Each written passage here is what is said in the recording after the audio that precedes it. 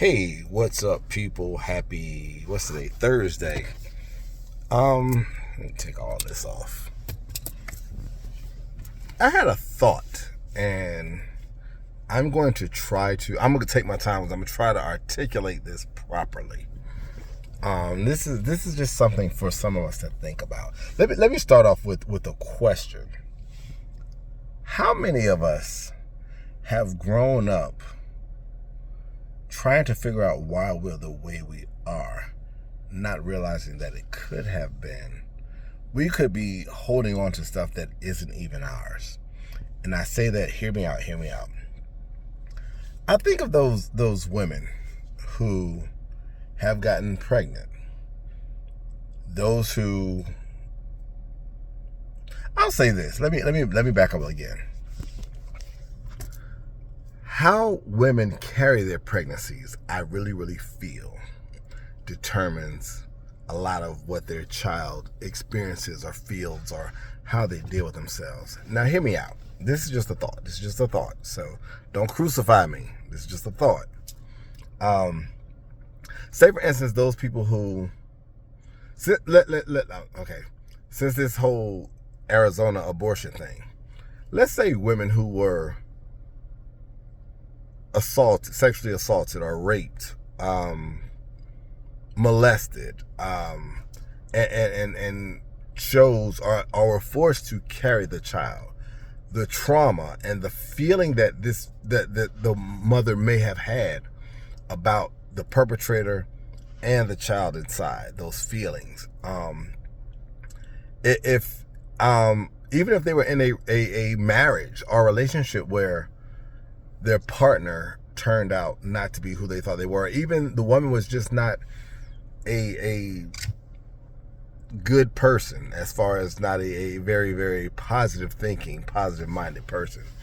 Like, I think of some people I grew up with and the way they used to talk and curse and fight and all that while they were pregnant. And I wonder if, because the baby is a part of them, if that seep down, like you come out like, why am I like this?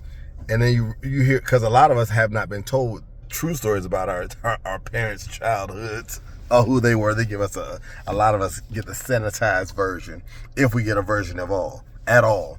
So I wonder, like, for instance, if during their pregnancy they were fully loved and things were going well and they felt joy and they had a comfortable place to live, and whether if they were working or not, they had their needs and their wants were taken care of, and they were just happy. They had a family structure, a friend structure who supported them and loved on them and gave them all the emotional support they needed, as opposed to someone who didn't, who was fighting with the father of their child or even their husband, whoever it was, or those who just, they were their surroundings were chaotic, and there was always different energies coming in and out of the house, or different energies they were entertaining, whether it was their friend circle, whether it was the people they were choosing to date while they were pregnant, or whether it was, again, a rape or incest or sexual assault. I wonder if those, like how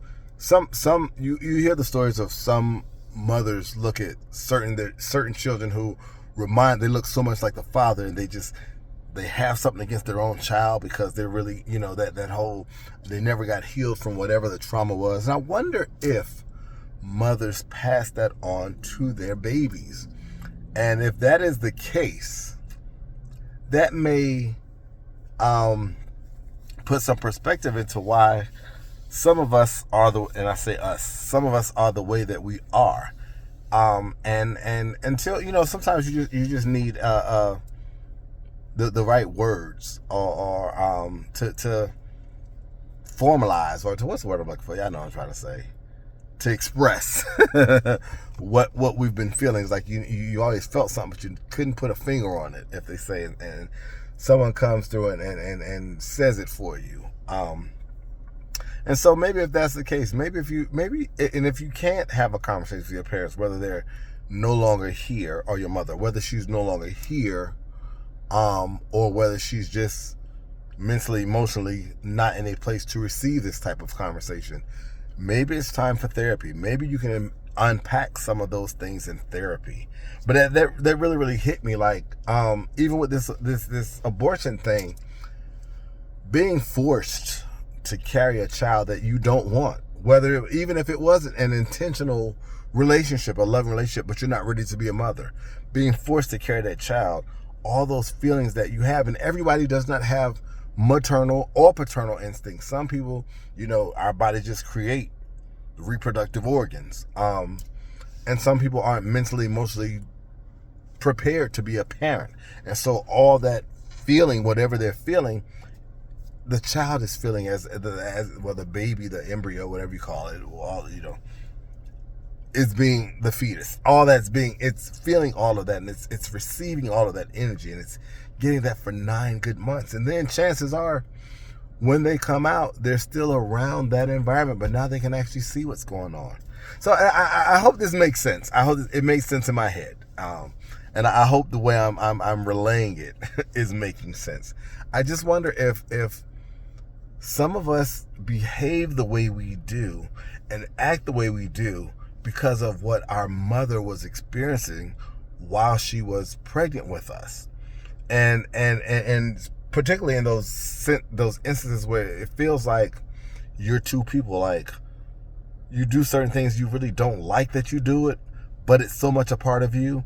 I wonder if part of that is from your mother. So that's just something I thought about. Y'all discuss in the comments, because I'm really curious about this topic. And again, this is like I really want to know. This is like for educational purpose. So don't get in my comments acting stupid and trying to slam me and try whatever. Just if you're curious about this, or if you actually have real knowledge about whether this is true or not, whether stuff is passed on, let's talk about it in the comments, because I'm really, really curious about this. All right. I love you guys for free.